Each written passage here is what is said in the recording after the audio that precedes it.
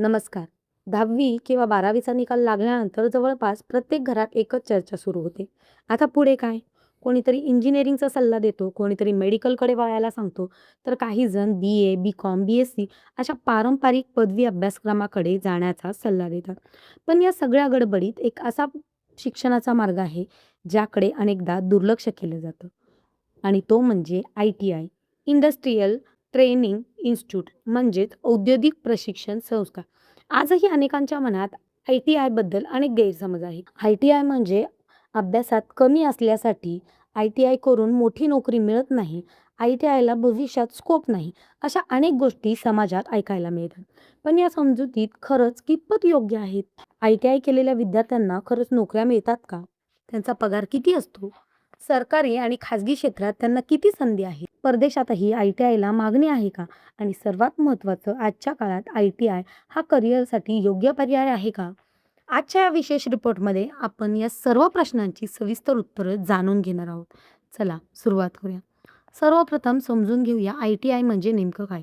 Industrial training institute म्हणजे कौशल्याधारित शिक्षण देणारी संस्था. इथे विद्यार्थ्यांना फक्त पुस्तकातील ज्ञान दिलं जात नाही, तर प्रत्यक्षात उद्योगामध्ये काम करण्यासाठी लागणारे कौशल्य शिकवले जातात. Electrician, fitter, welder, machinist, turner, cook, diesel mechanic, motor mechanic, refrigeration आणि एअर कंडिशनिंग, ड्राफ्ट्समन अशा अनेक ट्रेंडमध्ये प्रशिक्षण दिलं जातं. या अभ्यासक्रमाचा कालावधी साधारण 1 ते 2 वर्षाचा असतो. म्हणजेच एका वेळात रोजगारासाठी तयार होण्याची संधी मिळते. आता प्रश्न, आय-टी-आयमध्ये प्रवेश कोण घेऊ शकतो? 10वी उत्तीर्ण विद्यार्थी, काही ट्रेडसाठी 8वी उत्तीर्ण, तर काही अभ्यासक्रमांसाठी 12वी उत्तीर्ण विद्यार्थीही प्रवेश घेऊ शकतात. यामुळे ग्रामीण भागातील अनेक आर्थिकदृष्ट्या सामान्य कुटुंबातील विद्यार्थ्यासाठी आय-टी-आय हा अतिशय उपयुक्त पर्याय ठरतो. आता सर्वात महत्त्वाचा प्रश्न, आय-टी-आय नंतर नोकरी मिळते का? याचं उत्तर आहे होय. आणि अनेक वेळा पारंपरिक पदवीधरापेक्षाही लवकर मिळू शकते.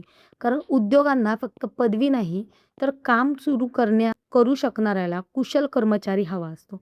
मोठमोठ्या उत्पादन कंपन्या, ऑटोमोबाईल उद्योग, रेल्वे, वीज वितरण कंपन्या, मेट्रो प्रकल्प, कन्स्ट्रक्शन उद्योग, ऑइल आणि गॅस क्षेत्र, मॅन्युफॅक्चरिंग कंपन्या यासाठी आय-टी-आय प्रशिक्षित उमेदवारांना मोठ्या प्रमाणात मागणी असते.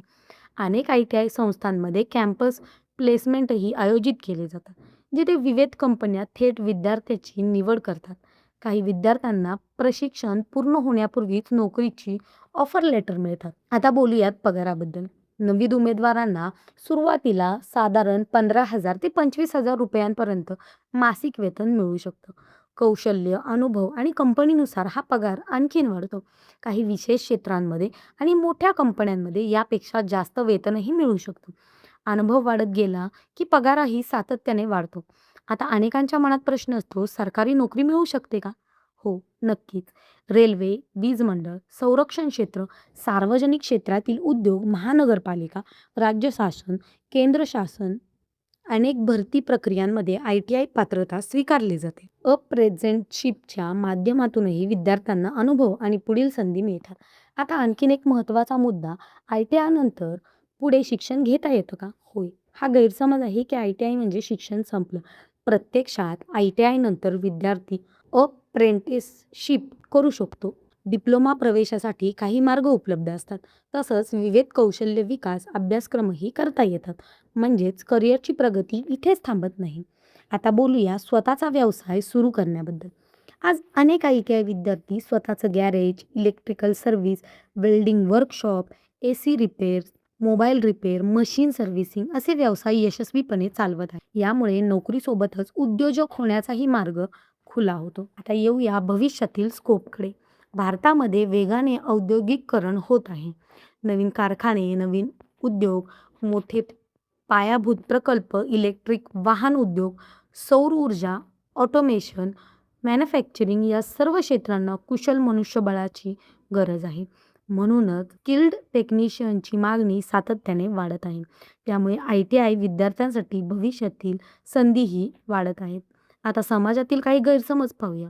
पहिला गैरसमज, ITI म्हणजे कमी हुशार विद्यार्थ्यांसाठी हे पूर्णपणे चुकीचं आहे. ITIमध्ये यश मिळवण्यासाठी हाताचं कौशल्य, तांत्रिक समज आणि मेहनत अत्यंत महत्त्वाची असते. दुसरा गैरसमज ITI करून मोठं करिअर होत नाही.